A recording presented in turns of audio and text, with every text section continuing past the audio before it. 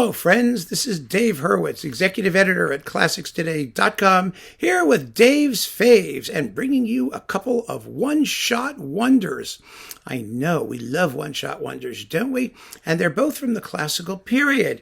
They are Arriaga and Voříšek. Yeah, household names, right?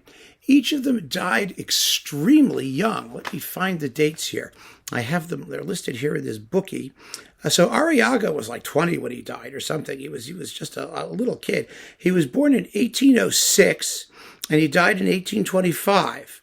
So that's not a lot of time to write a symphonic output, is it? And Voříšek was born in 1791 and he also died in 2 weeks later, actually, or a month later in 1826.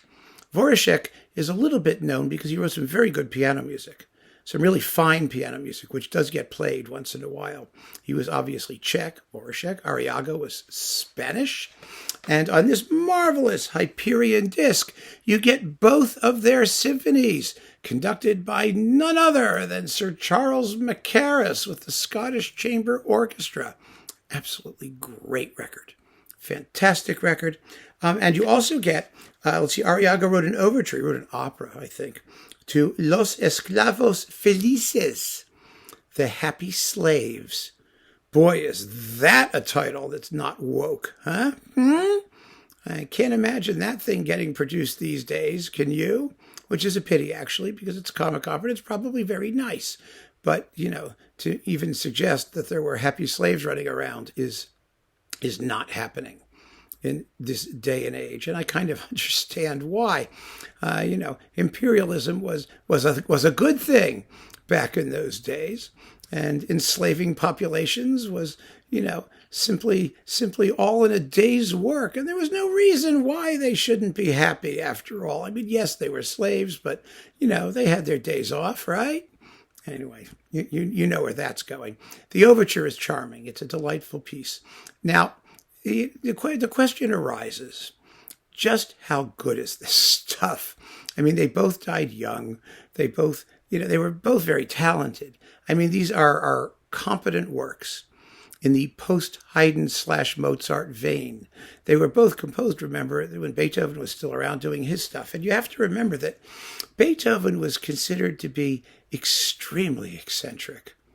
I mean, really eccentric. And to the extent his music was known at all, which you can't guarantee. I mean, it was known somewhat in Vienna when it was played. But when you consider that, Beethoven had very few opportunities, even if he wasn't deaf, to hear his symphonies and other works in live concerts.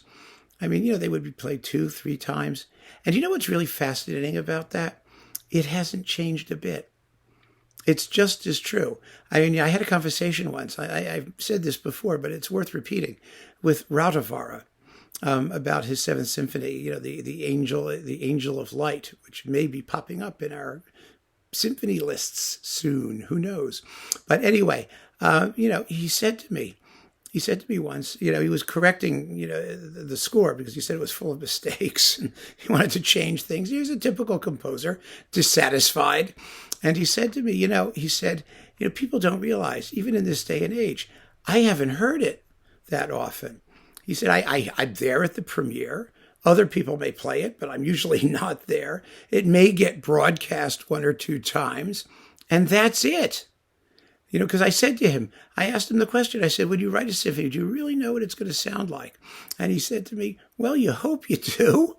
I mean, you hope, but you really can't know for sure until you actually perform it. And then you're dissatisfied and you want to change things and you may not have a chance because, the publishers put money into publishing a score and they're not going to want to make changes. And, you're working on other projects. And he said, it's a thing. It's a very complex issue. And so imagine with 2 very, very young composers living in the days before electronics, in the days before regularly constituted orchestras, writing symphonies and having very, very little chance to hear what they were going to sound like. And when you take that standard and apply them to these two guys, you realize that they were very, very gifted. These are extremely competent, enjoyable symphonies. They're full of good tunes. They're well written. They're well structured. They're not too long. They don't have any dead spots. And of course, Mackerras ensures that the performances are as lovely and lively as they can possibly be here on Hyperion.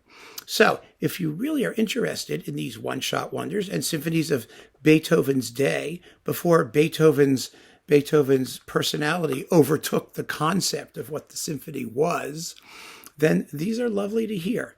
They really are. That's Arriaga and Voríšek with Mackerras on Hyperion and the Scottish Chamber Orchestra. Have a listen. You'll find it's like a nice little highway or byway to toss into your collection. It's definitely one of my faves from this period for sure. So keep on listening, friends. Thank you so much for joining me. Take care.